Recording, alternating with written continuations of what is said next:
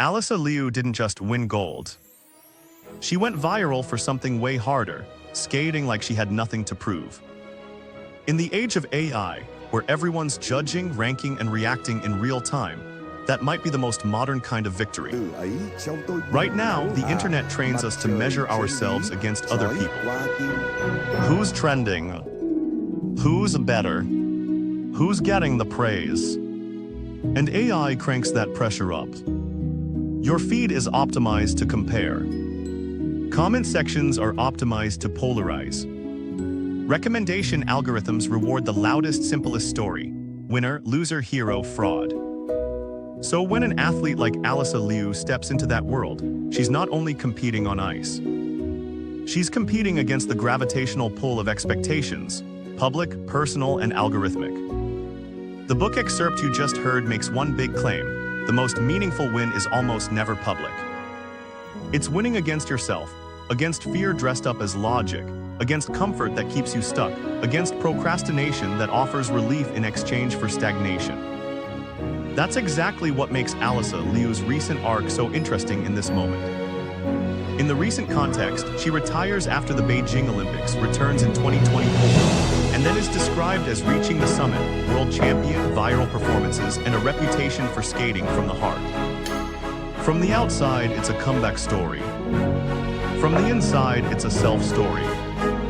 And that's the link. AI culture is obsessed with external scores. But the real breakthrough happens where no one can see it, inside the person doing the hard thing. Claim the biggest battle isn't your rival. It's the version of you that wants comfort, excuses, and emotional safety. In the clips described, Alysa Liu is framed as someone who stepped away because she was miserable. She didn't like skating anymore. That's not the typical sports movie script where the hero pushes through no matter what. She left. She chose normal teenager life. Now here's the key.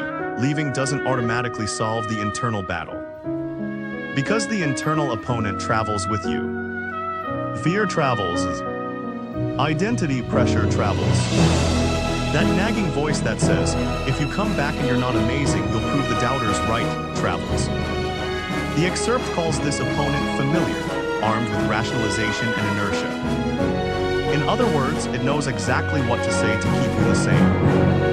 It's safer not to try. You already peaked. People will talk. In an AI-driven attention economy, those voices get extra fuel. Because you can open your phone and instantly find evidence for any insecurity. Someone will always be exposing, ranking, or critiquing.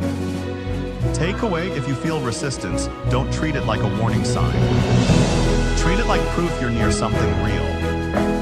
The discomfort isn't a verdict, it's friction from change. Claims you don't wait until you feel ready. You act and then the feeling catches up. In the context, Alysa comes back in 2024, even while everyone told her coming back was a mistake. That is a perfect picture of what the excerpt says. Lasting change rarely begins with inspiration. It begins with discipline under emotional resistance. And you can hear it in the language around her skating. Commentators describe absolute freedom of a genuine artist and skating purely for love without caring about the outcome, and that this is one of the hardest mental states to accomplish. That's the twist people miss. Not caring about outcome isn't laziness. It's mastery. It's the ability to perform without being controlled by fear of judgment. Now connect that to a hot AI reality. Today, you're constantly performing. Not on ice, on camera, in messages, in posts, at work. AI systems summarize you, rank you, flag you, recommend you, or bury you. So people start living like every moment is a scoreboard. Alysa's approach is the opposite.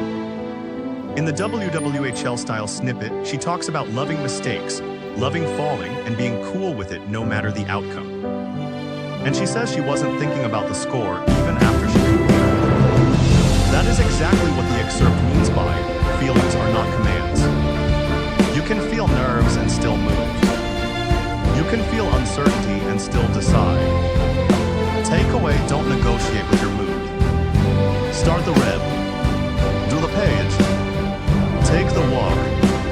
Send the email. Motivation is often the receipt, not the entry fee. Claim that the internet locks onto a simple narrative, it can drown out the real human story, so you need internal trust more than external approval. One of the provided videos describes online controversy not about jumps or scores, but about Alysa Liu's heritage, people questioning whether she's really one of us because she's half Chinese. That's algorithm-friendly conflict, identity belonging outrage tribal lines. It spreads fast because it's emotionally sticky. And AI-driven feeds are built to serve what keeps people watching, not what keeps people wise. So imagine what that does to an athlete or anyone trying to build a life. You can do something incredible and still get pulled into a debate you never asked for. This is where the excerpt hits hardest. Winning against yourself means there's no external enemy to blame. Responsibility becomes unavoidable. Not responsibility for the internet's behavior, but responsibility for your own alignment. For choosing values over noise. For not outsourcing your self-worth to strangers or trends. And notice what Alysa's described as doing, managing her sport and her art on her terms. Keeping fan gifts.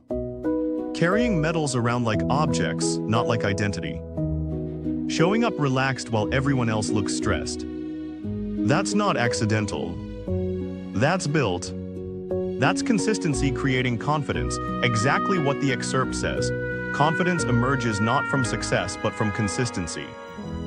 Takeaway: in a world where AI amplifies hot takes, your superpower is an inner scoreboard you can trust. If your actions match your values, the noise doesn't get to drive. Alysa Liu's comeback isn't just about returning to the ice, it's about returning to herself. In the AI age of constant comparison, the most permanent win is still the quiet one, doing the hard thing on purpose.